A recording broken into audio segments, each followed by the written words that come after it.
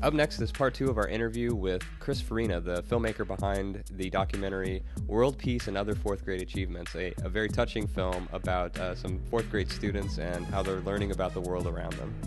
Talk about the teacher himself, because, I mean, he invented the game, right? Yes. And what's his story? Like, what's behind that and these lessons? It's pretty amazing. John was somebody, I mean, John's African-American. He grew up in Virginia, well, like a lot of the South, was pretty late as far as integrating the schools. So he actually began his schooling in African-American schools, in segregated schools. His mother was his own fourth grade teacher. Then in the 7th grade, he was actually the group of the first 7 African-Americans that integrated the previously all-white school. Then, as he became a little bit older, but college age, he kept dropping out of college and saving his money and going to China and India and Japan, and really picking up a very much an Eastern influence and a Gandhian influence. And so what he basically said was, how do I bring these ideals back to my career, back to teaching children? Because when he came back after, I think, the 2nd or 3rd dropping out of college, he decided to become a teacher. And so he's really bringing a lot of those lessons. I mean, he has a real Buddhist influence, and he's bringing that, not in a preachy way, but in very much a stylistic way. He allows these children to kind of find their answers. He doesn't dictate what they should be learning.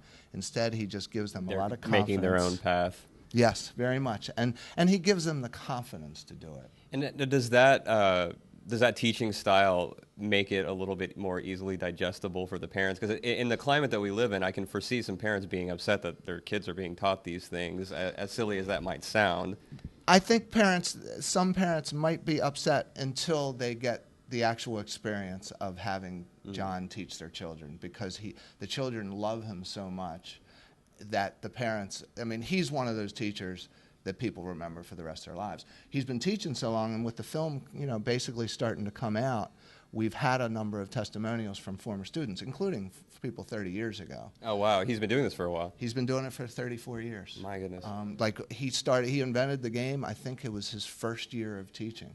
I mean, it's really evolved, but it started out, where he was told in this kind of alternative school to create a curriculum. And so this is what he came up with. It basically was, kind of problem solving, collaborative learning, and then the peace aspect. Not the thing that's funny is it's kind of ironic to think that some people react in a odd way towards the concept of peace. Right. It almost becomes a political thing that it's, this must be on the left. This must be pie in the sky.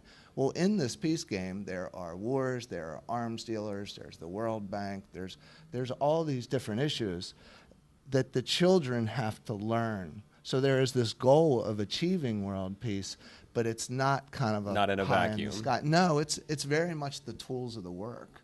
It's this idea of how do you recognize other people's differences and perspectives, and yet have the courage to stand up when you do disagree.